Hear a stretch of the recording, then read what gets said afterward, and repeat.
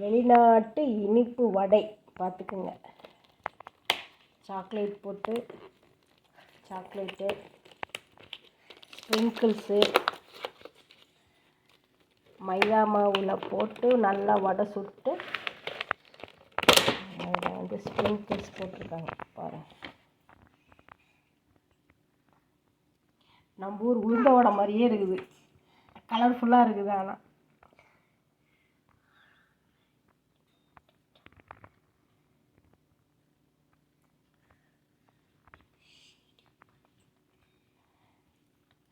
இதில் ஒரு வடை, இனிப்பு வடை. இன்னைக்கு ஒரு புடி இன்னைக்கு ஒரு புடி. இது